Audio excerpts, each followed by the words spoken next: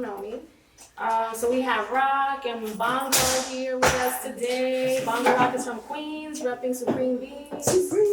And we have Roger, co-founder of Full Circle and creator of All the Ladies Say, with us, who are going to be sharing some of their herstory and expertise as established women in the New York breaking scene. Yeah, go for it. So I'm gonna have Roc and Bongo each share just a little bit of their breaking history and how many years they've been breaking and how they got into breaking. No problem. So, really quickly though, can the people on Zoom let us know if you can hear us? You can put a thumbs up on the reactions. Because if you can't hear us, we have to. Okay, they can hear us. Okay. Great. Okay. Right, need the chat open. Great. Okay. So, the legalization? Rock, paper, scissors. What's that? I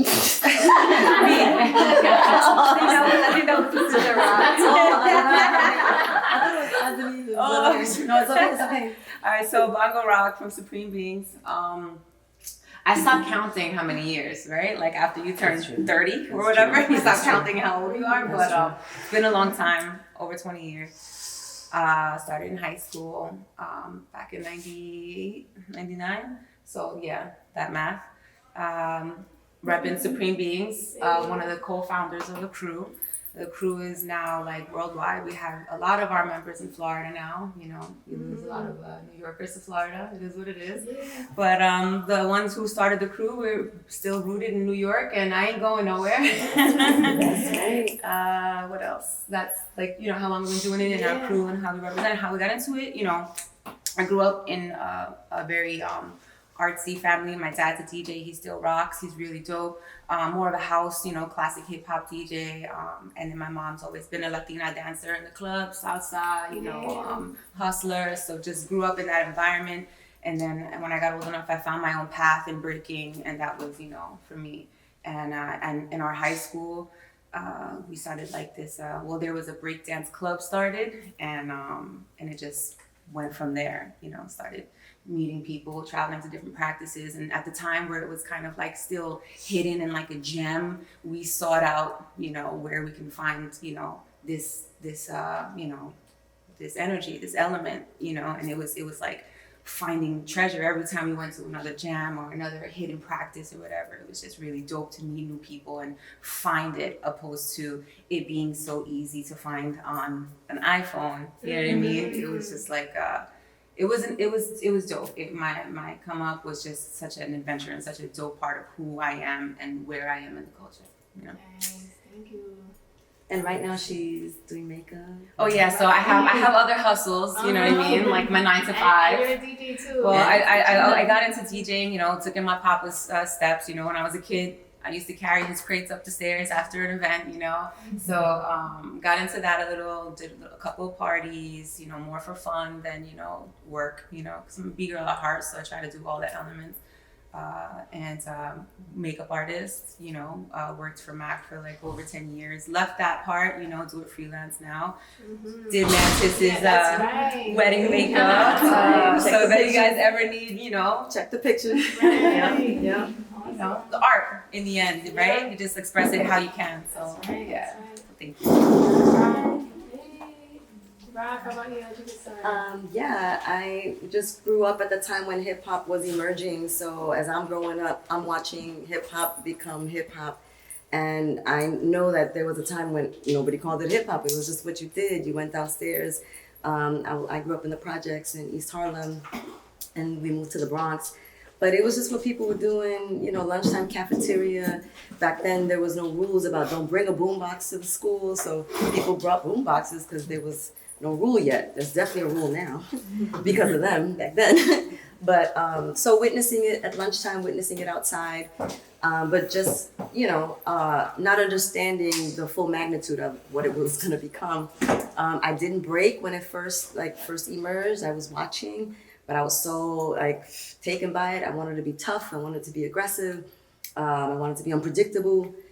So again, I'm growing up. Hip hop is growing up. I'm watching people from my block travel, tour, change their circumstances. So I wanted in, but I didn't have anybody to teach me. So you know, we all know breaking is not something you can watch and just do. You really have to like have an usher, a coach, somebody who's gonna kind of help you through the different levels. So I couldn't learn how to break back then. There were social dances. I jumped into that, and when I really jumped in was when the New Jack Swing, the Mary J. Blige, that whole era came out. That's when I was like, oh, I can do this. So, you know, props to that first wave, to those first B-girls back then. But I wasn't active back then. What was the years around the time that you came out, just so everybody can? It was like 86, 87. That's when I was like, okay, you know, now I can do this without having, and I don't want to say needing a coach, everyone needs a teacher, but the steps kind of were easier to pick up, you know, the cabbage patch, the daisy dukes, like all these, you know, even back then the WAP, you can just learn them. So I picked that up, and as I got better with it, I went down to clubs, got schooled, because in the clubs everybody came from Brooklyn, Staten Island. I thought I was the shit, I wasn't. So got schooled at the club to like watch and pay attention a little more. Got my bearings with that, started dancing on the street with those little moves, and like Quick Step and Storm and Swift were out there, and they blew my mind because they were Germans that were breaking, and I was like, what? White people do this? What? And you know, yeah, so it was beautiful to meet them and know that in Germany people were still breaking. And then with Quick Step to talk about the culture and be reactivated, because after, you know, Public Enemy, KRS-One, after that phase came gangster rap. And, you know, after the Puna Tifas and all that, you know, everything shifted and I shifted with it. So I left the, you know, the activism, but running into Quick Step and his friends and his teachers, I got reactivated into the culture, and I was going 100 into breaking. Like, that's all I did. I didn't house, I didn't south, I didn't do nothing else. That's where I met Honey Rocco. I had heard of Asia One.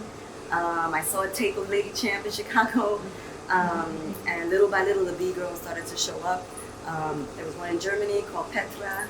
A few in Japan, but really not like, Marcella in Italy. And so that was the universe. That was the B-girl universe back then. And just, you know, making my way, creating a dance company, evolving into other things. So I'm really excited to be with you all here and to see the future and to rock with Bongo Roc, who I think we were in a battle one time for the Apollo or something. Yeah, I definitely had opportunities because Ms. Rokafella over here, and I always appreciate that. She's definitely given me some shows, some gigs. I got to battle alongside her, and I mean, we battled on the Apollo stage together, 3 of us versus 5 in a 5-on-5 battle, and made it to the finals against my own crew. So that was pretty hard for her. Yeah, I wish we had that footage. Got to rub the tree. Right? Yeah, it was really sick. Yeah, it was a highlight. Mm-hmm. And there's a section of it that shows up, and all the ladies say, what you're doing, so she's like battling, it's outside, she was battling them, and then she went into this fierce double elbow hollow. And she came up and everybody was like, ah! And what's crazy is like we didn't even plan that. We were just there. And I was there to support the crew, and then we were just like, you want to do this? Like, you want to do this? Like, yeah, let's do it. We were like, made it to the finals. Everybody. Yeah, it was me, her, and Mega. Yeah. So 3 of us against like in a 5-on-5, just jumped in. And the leading up to it was outside. It was hot. It was at the jazz festival. It was like underneath the state capitol building on 125th and Malcolm X. Yeah, it was hot. We went under there because I think it rained. So we all went under this like building with the linoleum. Yeah. We went up against MBK. Yeah. Props to Jersey City. It was dope. Yeah. So we had some good. Yeah. So we're here. We're still here, ready to like. So how long did it take you to first start getting power moves? I wanted them as soon as I started. So Quick Step, you know, my business partner, my dance partner, my husband was very good about, you gotta do the fundamental and the top rock first, but I was already starting to learn the windmill. I wanted that so bad. I almost felt like if I get the windmill, I don't need anything else. Right. If I get that, I'm done. It's like your first batch. Right? So, but it did take me a good, long 6 months before I got it. And that's like, I was practicing like 3 times a day, 3 hours a day. So I was hungry for it, but I was not coordinated for it. at all. So, people may think you get it easy. Not if you've never done gymnastics or you've never done anything that's like maneuvering yourself upside down. Yeah, it's hard. But 6 months for me for sure, like hardcore, like scrapes and like the scars. I had the pictures mount. I banged up hip. Well, for me, when I first started, big ups to Elastic Fantastic. He's the person who was already kind of in movement and knew people and brought us out, and he was in my Spanish class. And Josh, he had this b-boy who already had been a step ahead of us, who was already dancing. He taught me how to do turtles and floats, and for me, that I picked up pretty quick, like within a month. So I was like, oh, this is dope. Yeah, like it was just for some reason naturally I could do this, but couldn't get windmills, couldn't get flares for the life of me. And then I ended up having my first daughter, and then there's like something that gives you a little bit more drive when you're a mom and you can't do it, and you see your whole crew and people who are coming up just getting better and training, and you just have this hunger inside of you. So it was after my daughter that I actually got windmills. And it was an uphill struggle. Like, and I felt like I had to prove myself to my crew and to the scene that just because I'm a mom doesn't mean that I'm not gonna, rock and rep. So that hunger, helped me tolerate the banged up shoulder and the hip, and it just, it's like your badge, like you said, your crew or your people. It's like, especially at that time, when you didn't have windmills, it was like, she don't got windmills though. It's true, because that's like a low-level power move for guys. So if we're gonna judge ourselves based on the standard, you gotta have windmills. What's up? So you have to have that. That's the entry. The first door you open on that video game board. Video game. That's the first board. The first boss. Yes. For real. So it took me like around the same time, like a good 3-4 months to like get it after not after pregnancy, but when I started training for it. It took me a while. Yeah. So for you, the hardest one was flares and windmills? No, I don't have flares. Props to y'all. What was the hardest one that you were always like, oh, I really want this? Tracks. Yeah, tracks was rough for me. I did that. Me and Jigs called the Batman, where you just like, you know what I'm saying, and you're stiff for like a day or two, or maybe a week. And I never really got them continuously. I just got them into a windmill or whatever. So like that was, I feel like, the one that I never really got to conquer. But I was able to like. I remember being in Queens Community House before I met Rock and seeing you do a track, and I was like, and she need that. I need that move. Yeah, right. Yeah. But I need continuous as well. I know. It's hard if you do it wrong. It hurts your elbow because you're relying on the elbow when you catch. You can't. Your legs really have to whip so that your whole weight doesn't land on that when you land to go to the next one. So it's a lot. And honestly, Quick Step had me do a lot of neck exercises. So if you're not doing neck exercises, please start. Because your neck has to build more muscle fiber to withstand the weight of your body at an angle. So Quick Step had me do a lot of exercise, which is just laying on the floor on your shoulder and lifting this way like 100 times, and then you on this one and you're lifting this way, and then this way, and then you're on the edge of your mattress, the edge. Your head is here, and you're lifting this way. So you're lifting this way 100 times, so that all around the muscle fibers that lead to your shoulder, which reaches for the track, is growing and conditioned for that kind of weight. Because the weight is there. You're there for like 2 seconds, but you're there. So props to him being like the ultimate guru, sensei. He was like, oh, you want that move? Give me these first. And I did that for a long time before I started doing tracks. But when I didn't do it, I got that same pain.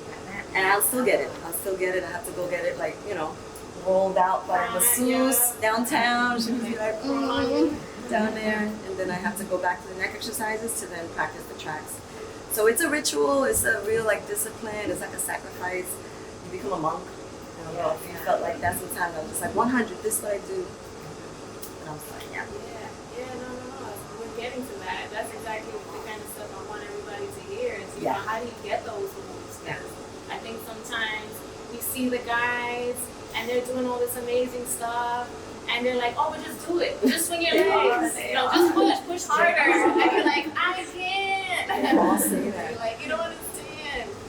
So I think it's nice hearing from other women who have conquered some of those moves and can say, hey, maybe you just have to, Rock was always like, you just gotta push it over just Push a your little memory bit. gland Yeah. over, just so you're not pinching it. Right, those little steps that get you to be able to push harder. Yeah. And if you don't have a gym membership, it's okay, but you should be at home doing squats, push-ups, handstands, sit-ups. Right? That's like your ritual before, you go to bed, or some people do like this. Right. I'd be like push-ups, handstands, sit-ups. You gotta do it. And if you don't want to do it, know somebody else on some other place on the planet is doing their push-ups. So you have to do your push-ups, and it's not to get like, it's to prevent the injury that happens. This pulls a lot. I mean, you did a lot of hollows. Yeah. I did a little few there, but you had some real good ones.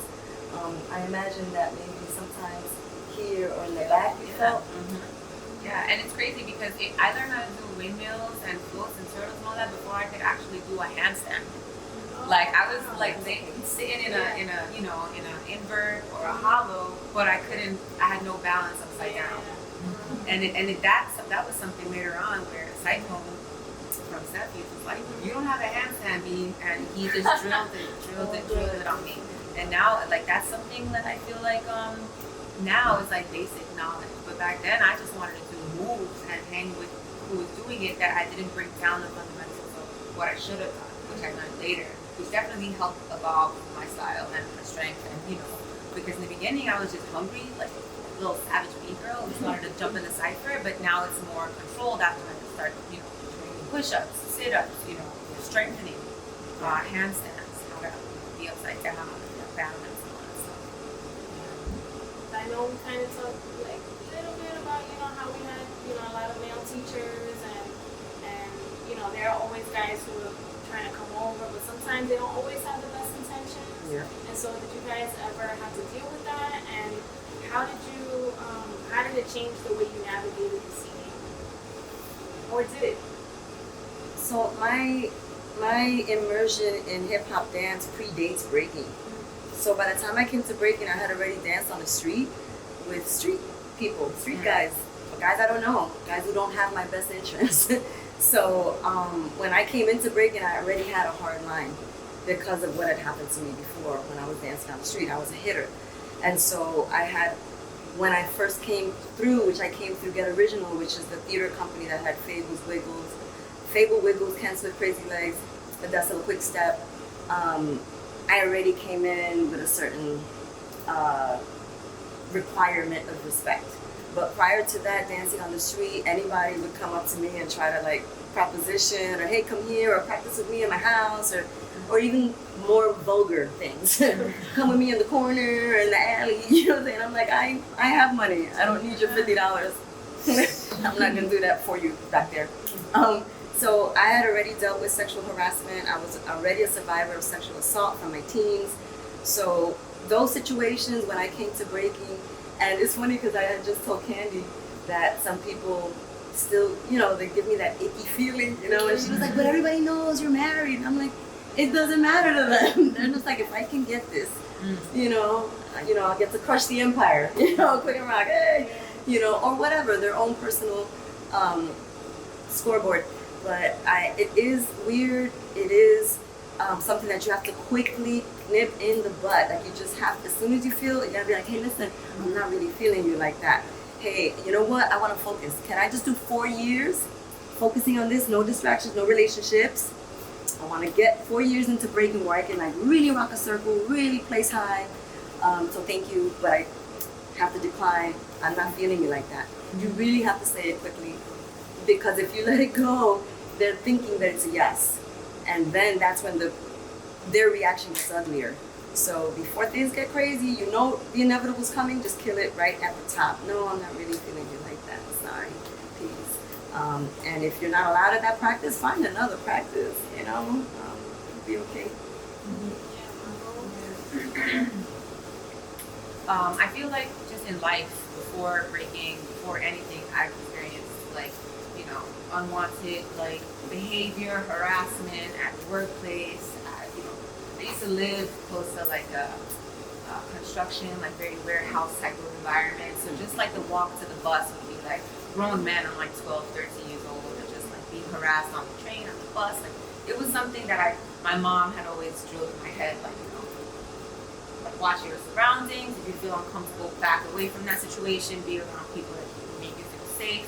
So I've always had my guard up from life, you know what I'm saying? And then as far as any experiences or situations that I've ever felt in the breaking scene, I feel like I've probably learned that not to take from people because their intentions are not what they may seem, right? So if somebody is trying to teach you and or offer you like a space or an opportunity, a job opportunity or whatever, I've kind of learned to create my own opportunities instead of relying, because you never know what their intentions are. They may seem like super genuine and like, yeah, no, it's cool, but then after you jump into that, now there's like this weird situation where you have to get yourself out of it. You know what I mean? Like, so I've learned to just kind of, and then, you know, obviously I came into this with, you know, jigs with me, so people have that type of respect that, you know, they're together, people know there were items. So I've never had people try to make advances towards me in that way, like,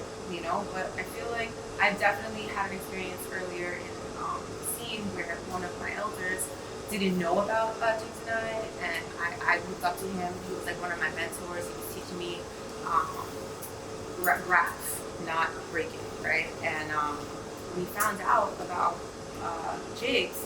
He straight up stopped talking to me completely, just went like I went to go say what's up, and he was just like, nah.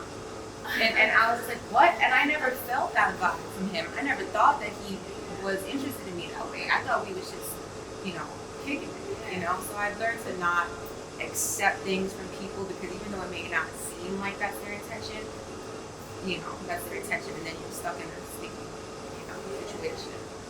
So yeah, but I've never had any, like I said, I've always kept my guard up, and people kind of know who I am when it comes to my relationship and stuff. So I've never, thank God, ever been in a situation like that. And, you know, respect to women who do have to deal with that. And I feel like these conversations have brought awareness to B-boys and B-girls in general for that behavior.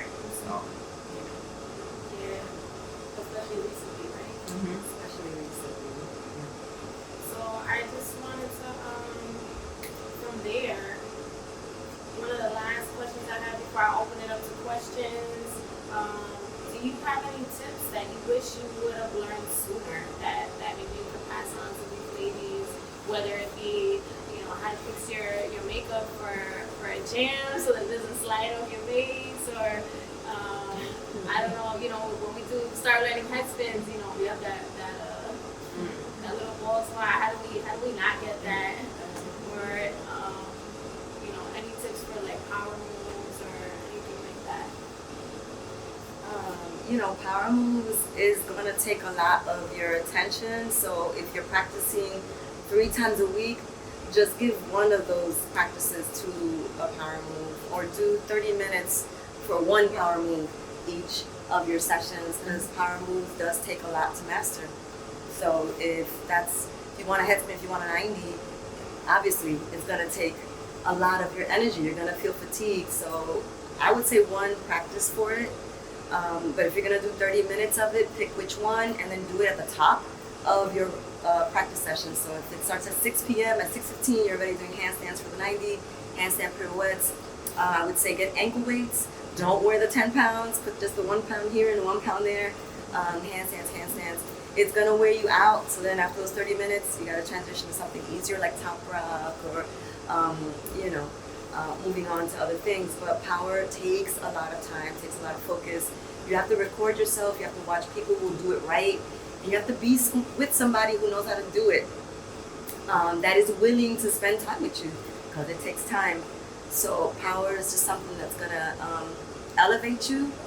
You get way more points in the game, not the battle or the competition, but just in general. You jump into a circle and you have power. There's a certain level of respect that comes with that. That doesn't always happen when you do footwork freezes, you know. So if you really want that ultimate elite feeling, you gotta give it a lot of time. Knee pads are a must. Insoles for your feet. You have to wear a pad if you're doing the head spin. So cut open your knee pad, put the pad under your beanie, your scully. And I just feel like, you know, you can be a breaker that doesn't do power, but then you have to pour your energy into you having unique footwork. Your freezes have to be out of this world. Your top work has to be funky. So you don't need power necessarily. You can be this other type of breaker, but it has to be so undeniably impressive. So to jump in a circle and just do something half-half, you can do it. No one's gonna stop you. But you're only gonna get what you put in. So if you're not really interested in that, then you could be like a social breaker, and that's fine. We love you just the same.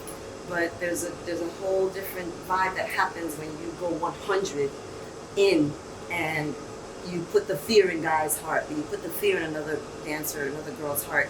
There's something about that, and I think we all want to represent excellence and be respected for that. So, you know, there's various ways to exist in breaking, but if you really want that like ultimate feeling of access to other countries, other places, relationships with sponsors, you want to have an impressive skill set. So that's the only thing I can really say. Right. Everything that she said, 1,000%. For me, I would definitely recommend because I do some power that but I feel like my strength is more in footwork because, JJ's nasty with footwork, so it's kind of just something that we really take to as well. I would say power or footwork, learn it both ways.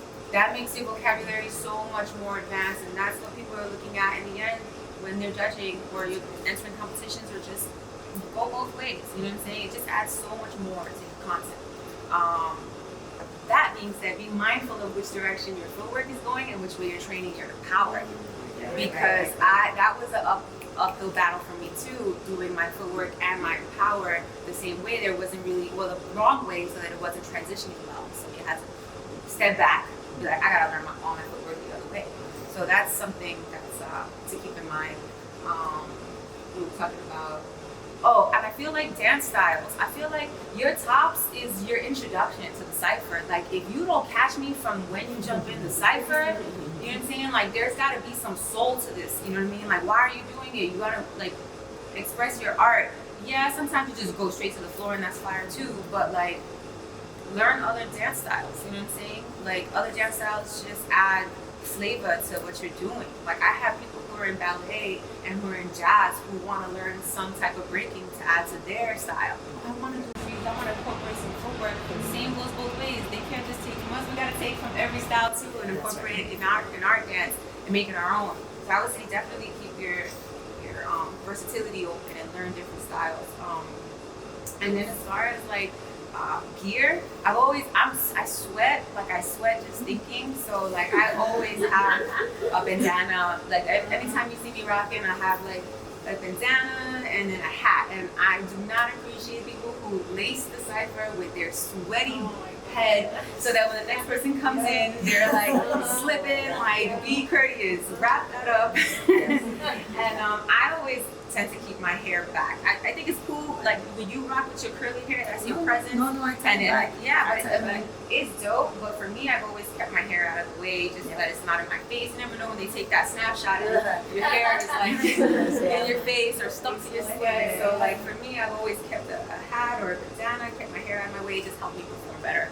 But everybody has their own, their own preference and their own flavor. So just keeping yourself comfortable too. I feel like people who rock with heavy clothes to look cool, maybe not getting the best of their movement, like rocking like heavy jeans. Like, I used to rock jeans to practice, or tight stretchy jeans, and then when I started wearing like more like soccer pants or squishy pants or just something to practice, that helped me move more and get more open and execute and my freezes or whatever, because I didn't have clothes restricting me. So just playing with different, maybe the move you're not getting or your performance that day could have been because of what you were wearing, so like just being mindful of that too.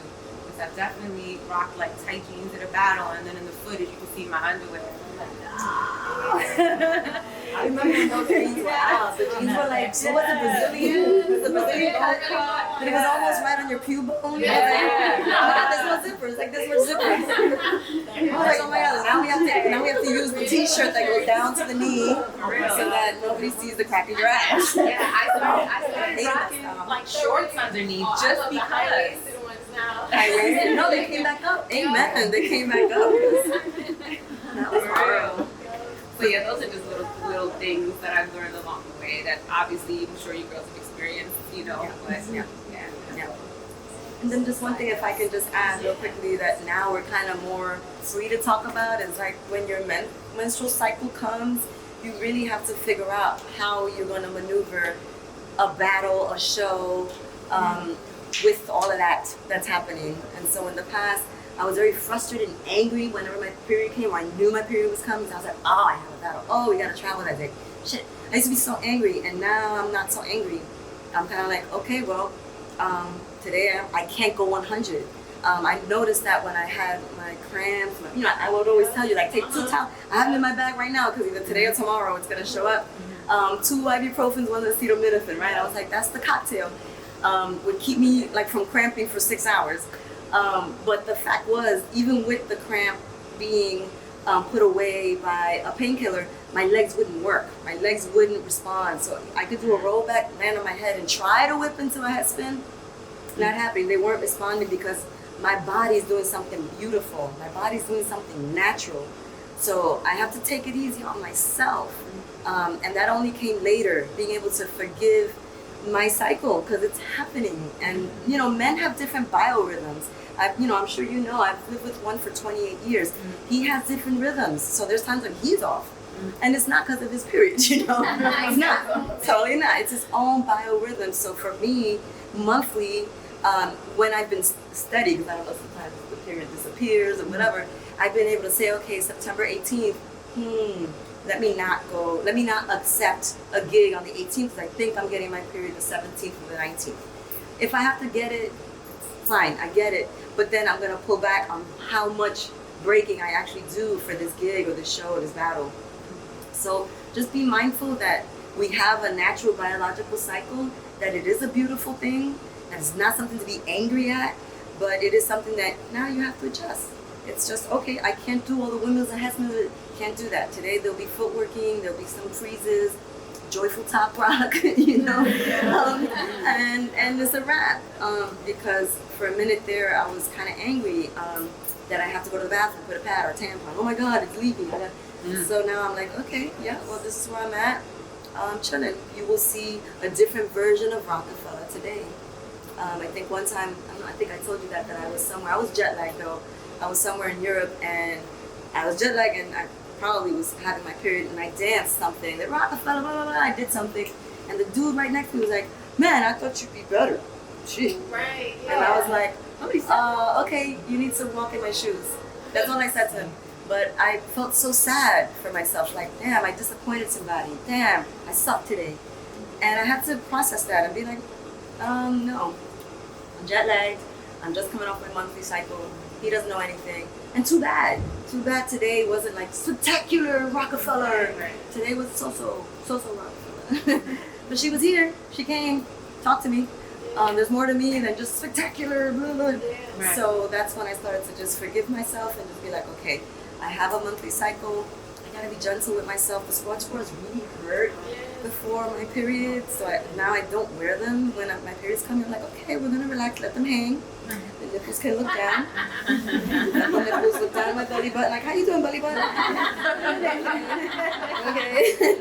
Let them hang. Put a bigger shirt on. Definitely not tight pants, because so it's just something to let y'all know it's okay. It's okay. When you're 100, everyone's gonna know it. There's gonna be footage, and that's gonna be your shining moment. So just wanted to add that. Yeah.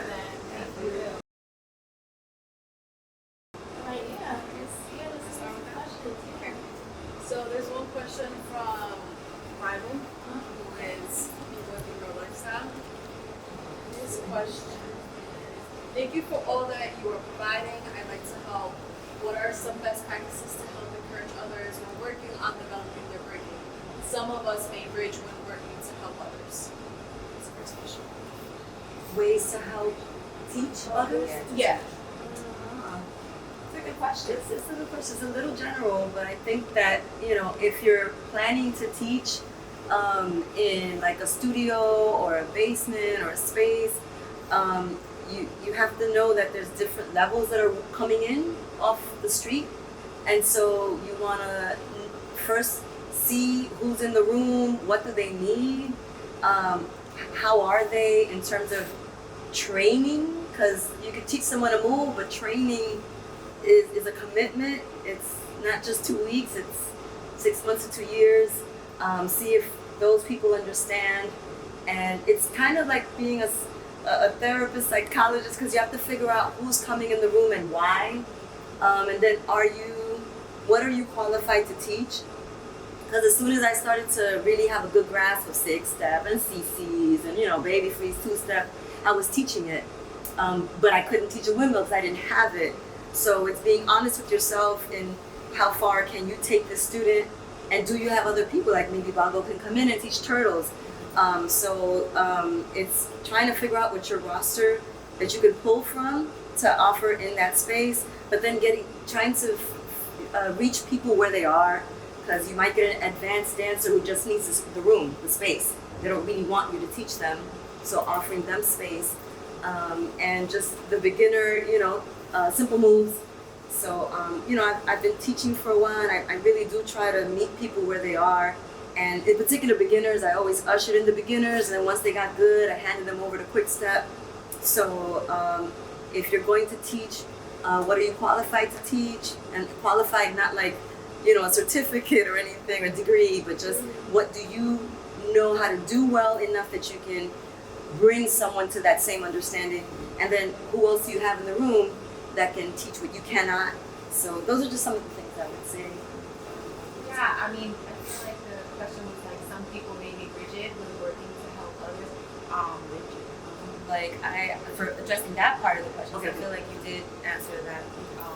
But I feel like, me personally, if somebody teaches me something and I try it a few times and I'm having difficulty, there's like a block almost. Like, I can't get it, and this person is seeing me vulnerable. So giving them the tools and then telling them, well, just practice that.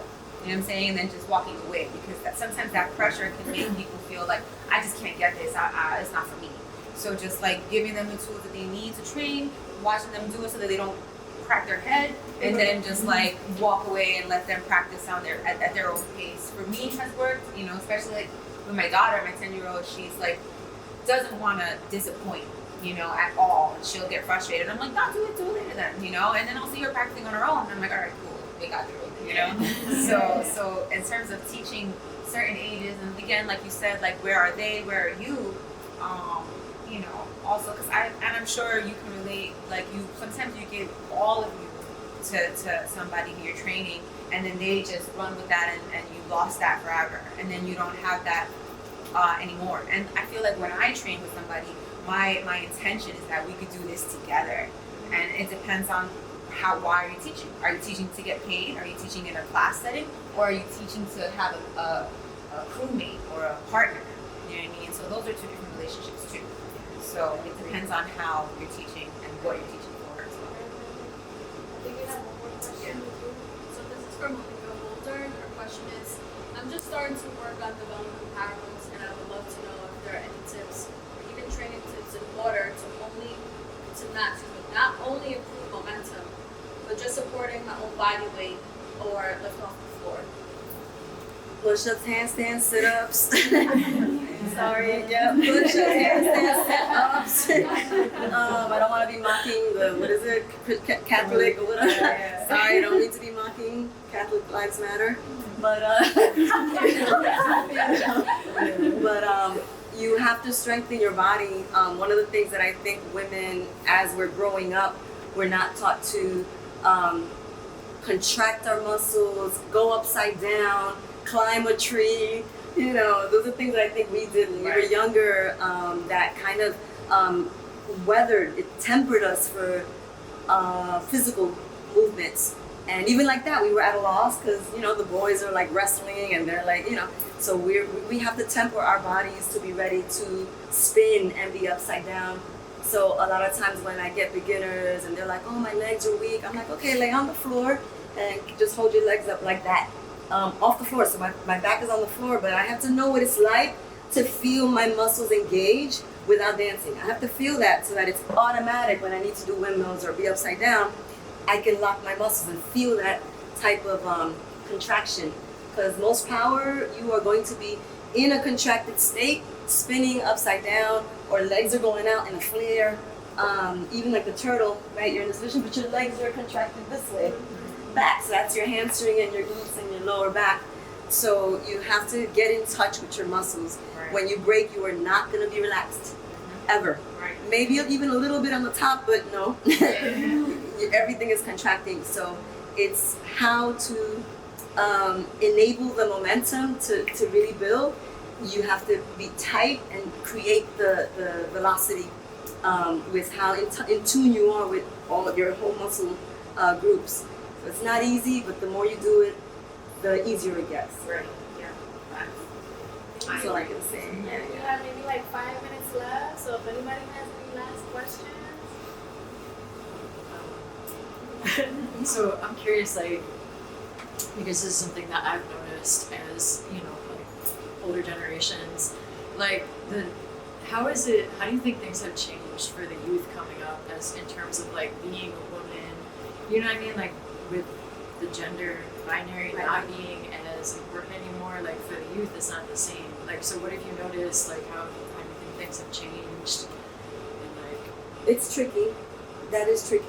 I think that hip hop has to figure out what it's going to do and how it's going to open up and create support for people who are non-binary, gender non-conforming, and transgender. So we have to prepare ourselves for what's coming, because it's coming. That generation is growing, and everybody with the Olympics is going to see breaking and want in.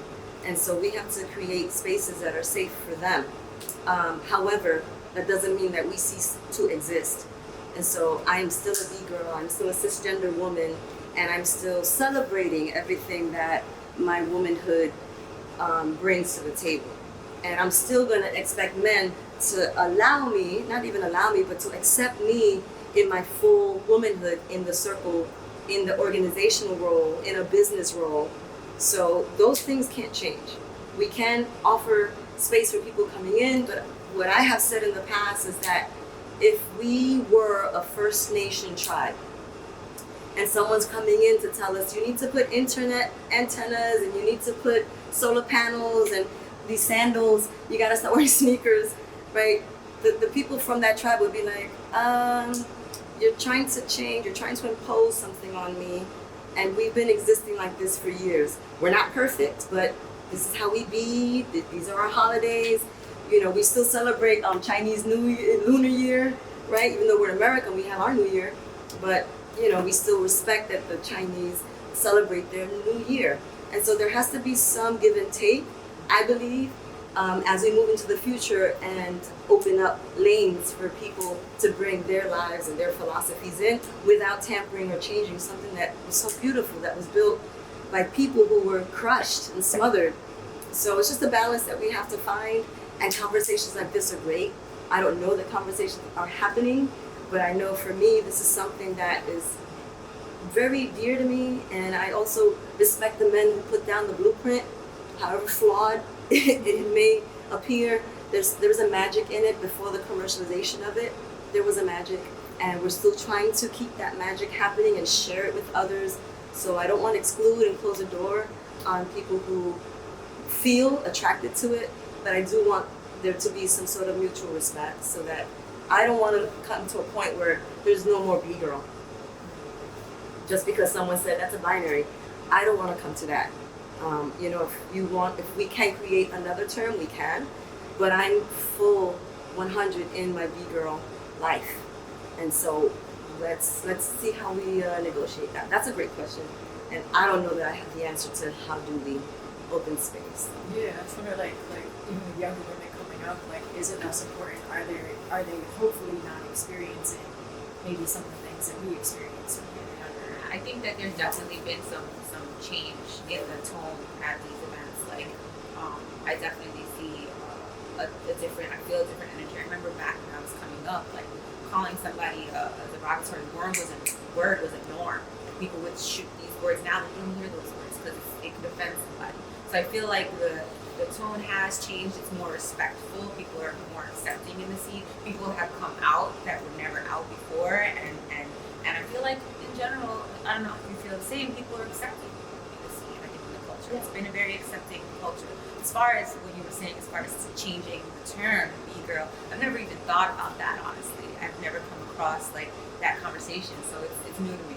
I did. Yeah. I think in the college world, I'm a professor, and so that has come at me quite a few times when I'm I don't know if it has come up for you as well, but I have to say that if gender offends you, I get it.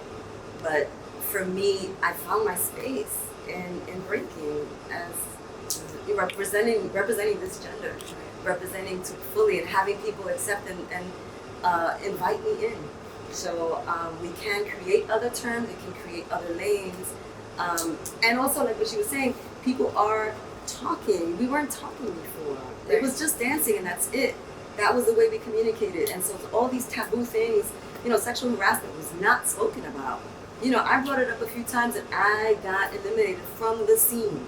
And so, people were like, well, you can be like Rokafella and be completely outcasted, or you can just shut up and you'll have a life, And I had to still find a way, create other things, theater, poetry, do something else. I go to the world, museums, gallery, New York Public Library, find something out there to do, because in here I was blocked because I was like, hey, I don't appreciate you treating so-and-so like that, or hey, you can't treat me like that, ho, ho, ho. That's the line. Like I said, I came in with a really hard line, and those guys were not ready in 1994. So I think that now women can say, I don't appreciate, the way you're talking to me. I don't appreciate how you're trying to, bag me. I just came here to practice. Yeah, I just came here to practice. So, or at the jam, someone said, oh yeah, he just did a girl move. Actually, no, there's no girl moves. There's no boy moves. There's just moves. We can actually, begin, like she said, to erase some of the stuff that wasn't beneficial or functional. So that's a great time right now for this generation, but the generation has to know that there has been things in place that should not be erased, or, just like with Black Lives Matter, those young activists may have lost sight of the previous activists and the work that the previous activists had been doing. So there had to be a cross-generational, okay, let's do this together, lock arms.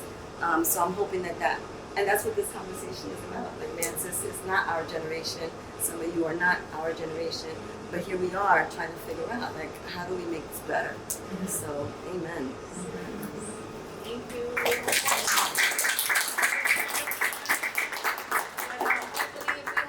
Hopefully we'll have more of these, and I'll be better about timing, maybe more time for questions. Thank you for everybody who showed up on Zoom and everybody who showed up here. Thank you for Lacuna for helping out with the Zoom. Thank you. And thank you, Melissa, for filming. Thank you. And we also have Tiffany who came. She's got these wonderful juices.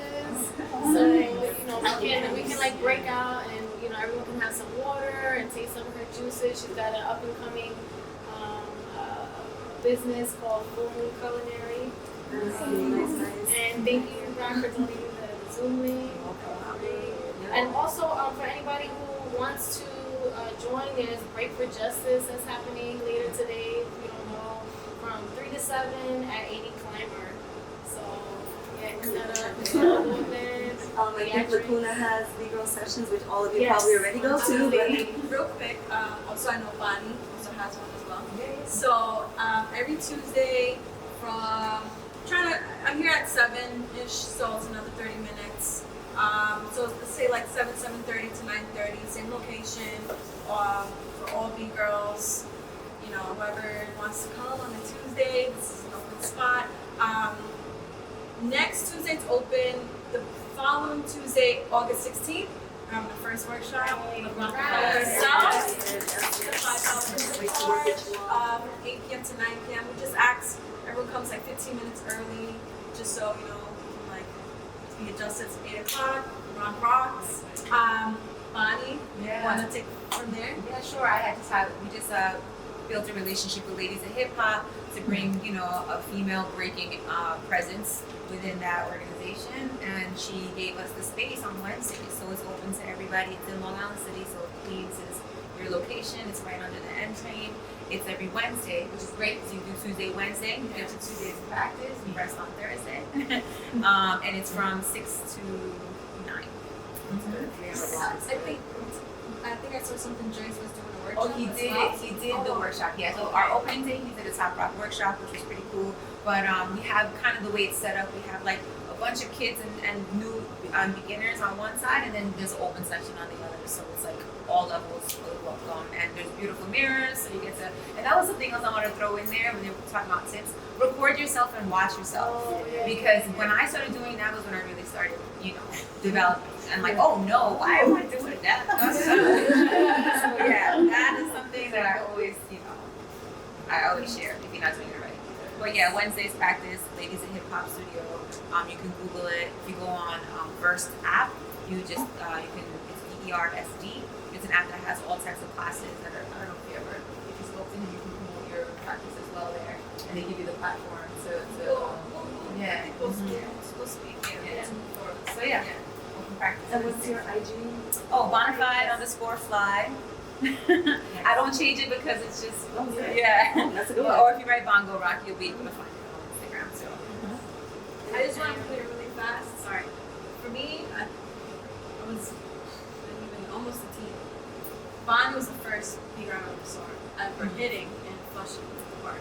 And then when I went to one of my first practices, well, in the city at least, Rock was the first person to ever come up to me and say, "Foot to the side," like, and I was just like, huh? But I just wanted to we're all a long way. I love for you. You're still in it, and you're organizing, which is like another level. After you establish yourself, you can always keep the foot in the cipher, and then keep the other one organizing and reaching out.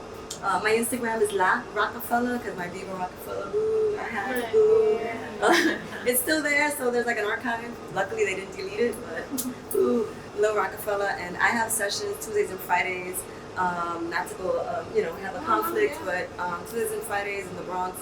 But you can hit me up, and we'll see how we schedule, whatever. But now in New York City, you all have so many places to go, so it's important to just at least go outside and experience different things. Come to your own conclusion. Some people will get in your ear and say things, but you're gonna be like, okay, all right. Still go.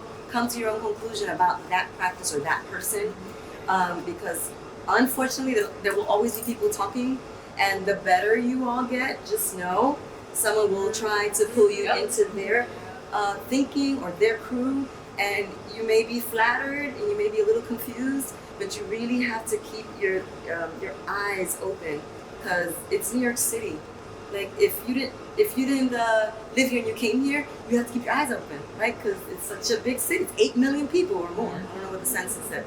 So just keep your eyes open, especially as you get better, because someone will be trying to pull you into something, and it may not be healthy.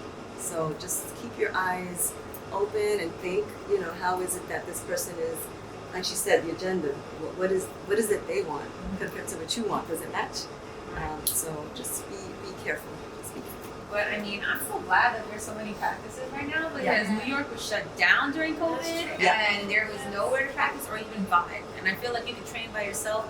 For me personally, that goes so far, having that energy. Right. And now there's a practice almost every day of the week, which is dope. And coming up, I always jump from practice to practice with different people. It's just a different vibe everywhere, and it helps you, elevate.